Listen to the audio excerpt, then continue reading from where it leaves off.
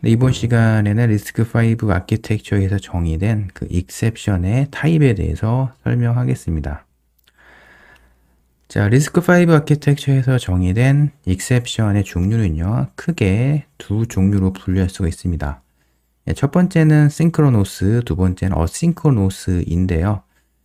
싱크로노스는 리스크5 그 CPU 코어가 어셈블리 명령어를 실행하는 과정에서 유발이 되는 익셉션의 한 타입이고요. 두 번째 어싱크로노스는 그 외부 그 페리페럴 디바이스에서 인터럽트를 유발하게 되면 그 익셉션을 또 유발하거든요. 이와 같이 싱크로노스와 어싱크로노스 타입으로 익셉션을 분류할 수가 있습니다. 사실 여러분들이 리스크5 단체에서 배포한 레퍼런스 문서를 보시면요. 익셉션의 종류가 무엇인지 체크하기, 파악하기 굉장히 어려우실 겁니다. 왜 그러냐면 그 리스크5와 관련된 그 스펙 문서를 만드신 분들이 사실 학계에 계신 분들이 좀 많고요. 그리고 좀 관련된 내용들이 실제 소프트웨어에서 어떻게 리스크5 아키텍처가 활용이 되는지에 대한 내용이 그렇게 많진 않은 것 같아요. 그래서 처음에 리스크5 아키텍처를 통해서 그 CPU 아키텍처를 처음 배우시는 분들 입장에서 보면은 너무나도 리스크5의 익셉션의 동작 방식 그리고 분류 체계를 파악하기는 너무나 어렵습니다. 자, 그러면 리스크5 아키텍처 레퍼런스 문서에서는 이제 익셉션과 관련된 분류를 어떻게 하는지에 대한 내용을 설명드릴 텐데요.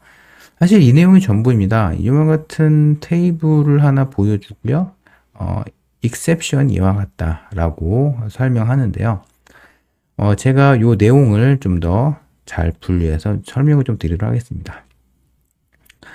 그 익셉션이 발생하게 되면은 그 M 코드 혹은 슈퍼바이저 코드 레지스터에 익셉션이 유발이 된 이와 같은 종류 있죠.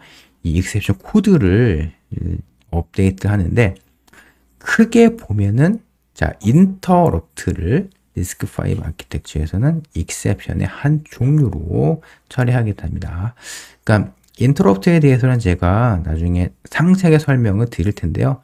그냥 외부 페리페럴 디바이스에서 인터럽트를 유발하게 되면은 이를 리스크5 아키텍처에서는 익셉션의 종류로 처리를 한다라고 보시면 되고요. 이와 같은 큰 카테고리로 분류할 수가 있습니다. 자, 근데 인터럽트는요, 무엇인가 문제가 발생했을 때 유발되는 건 아니잖아요. 그러니까 여러분들이 그 스마트폰에서 화면을 손으로 터치를 하시게 되면은 터치 인터럽트가 발생하죠. 그리고 알게 모르게 센서 디바이스가 굉장히 그 인터럽트를 활용해서 그 센서에 그 뭔가 변화가 있다는 사실을 알립니다.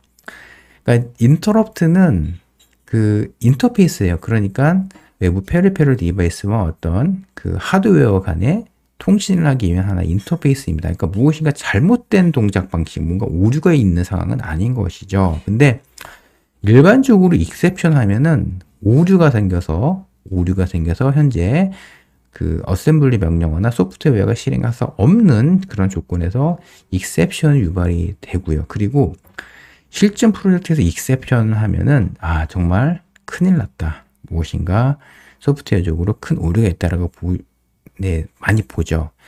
자, 이제부터 설명할 익셉션은 제가 말씀드린 그 메모리 오버트성 익셉션인데요. 자, 한번 볼게요. Instruction Address Misaligned. 자, 어셈블리 명령어가 얼라인이 되지 않았대요. Instruction Access Fault 뭐 이와 같은 익셉션이 있는데 이와 같은 익셉션은요 스택 깨졌을 때 나와요. 그러니까 스택이 깨져서 스택이 깨진 다음에 그러니까 스택에 푸시된 그 X1 레지스터의 값 그러니까 링크 레지스터 값이 그러니까 만약 깨지게 되면 그 스택에 오염이 발생해서 그 스택 프로세스 스택 공간에 푸시된 그 링크 레지스터 값이 깨지게 되면은 그 이후에 프로세스 스택 공간에 푸시된 값을 다시 팝한 다음에 다시 자신을 호출해 줄 수 되도록 하거든요. 그러니까 이런 과정이 계속 그 동작하게 되는데, 근데 프로세스의 스택 공간이 깨지게 되면은 이전에 자신을 호출한 그 주소로 되돌아가기 어렵습니다. 근데 이와 같은 상황에서는요, 인스트럭션 액세스 폴트가 유발이 돼요.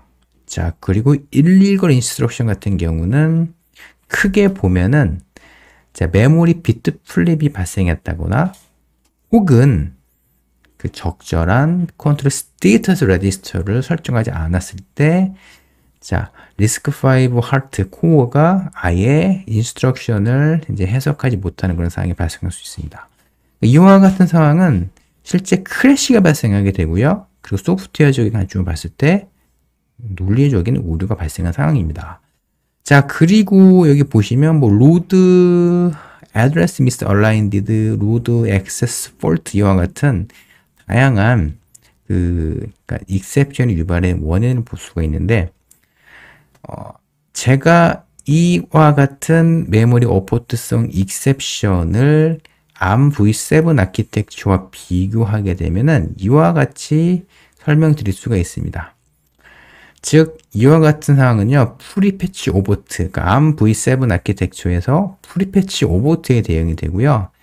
illegal instruction exception은 undefined instruction exception에 대응이 되고, 여기 보이는 load address misaligned, load access fault, store AMO address misaligned. 이와 같은 exception은요, 데이터 오버트에 해당이 되고요. 여기 보이는 이와 같은 exception은 슈퍼바이저 콜에 대응이 되게 됩니다. 자, 그러니까 여기 보이는 저기 exception 코드가 0번부터 9번까지에 해당되는 그 exception은요, 실제 무엇인가 어셈블리 명령어를 제대로 해석할 수 없는 상황, 그리고 그 유효하지 않은 메모리 공간에 접근을 하게 되면 이와 같은 exception이 유발이 된다라고 보시면 됩니다. 그러니까 exception 코드가 0번부터 9번까지, 9번 아니죠? 0번부터 7번까지는요, 무엇인가 메모리에 접근하는 과정에서 오류가 있는 조건에서 이와 같은 타입의 exception 유발이 되는 것이고요. 8번, 9번은 자, equal이라는 어셈블리 명령어를 실행을 해서 environment call, 뭐 쉽게 설명드리면 시스템 콜이라고 하죠. 네, environment call이 유발이 된 경우에 이와 같은 exception 유발이 되고요. 아래에는요, 아래는 여러 칩셋 업체들이 나름대로 exception 코드를 만들 수 있을 만한 이런 reserved 이런 코드가 있고요. 아래는요, 페이지 폴트가 유발이 될 때에 그때의 exception입니다. 페이지 폴트는요, 유저 프로세스가 어떤 메모리 공간에 접근을 할 때 유발되는 폴트인데요. 이게 뭐냐면 실제 그 메모리를 할당을 유저 프로세스가 하게 되면은 메모리 할당을 요청을 한 그 순간에는 실제 물리 메모리 그 주소를 할당하지 않고요. 실제 그 주소에 접근할 때 물리 주소를 매핑해 줍니다. 이 과정에서 유발이 되는 게 페이지 폴트인데요. 제가 말씀드린 페이지 폴트는 이와 같은 exception 코드에 해당이 됩니다.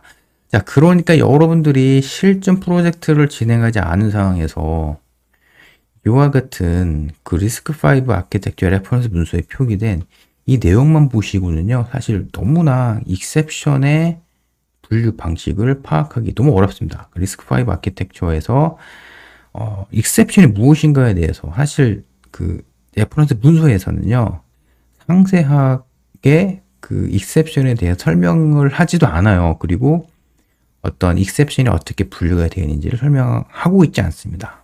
자, 제가 나름대로 이 RISC-V 아키텍처에서 추출된 메모리 덤프라든가 그리고 여러 소프트웨어 루틴을 분석을 한 결과 RISC-V 아키텍처에 정의된 exception은 이렇게 synchronous, asynchronous 타입을 분류할 수가 있고요. 그리고 synchronous는 무엇인가 어셈블리 명령어를 실행하는 과정에서 나오는 exception이고, 여기 보시는 테이블에서는 자, 0번에서 여기 보시면 64번이 해당이 되는데, 근데 메모리 오버트성 exception은 exception 코드가 0번부터 이제 7번에 해당이 되고요. 자, 그리고 뭐 equal이라는 어셈블리 명령을 실행해서 시스템 콜 유발하는 그런 경우는 8번, 9번에 해당이 되고요. 자, 그리고 어싱크로너스 같은 경우는 외부의 페리페럴 디바이스가 인터럽트를 유발할 경우에도 리스크5 아키텍처에서는 이를 exception이라는 종류로 처리를 할 수가 있습니다. 자, 여기까지 리스크5 아키텍처에서 정의된 exception의 타입에 대해서 여러분께 설명을 드렸습니다.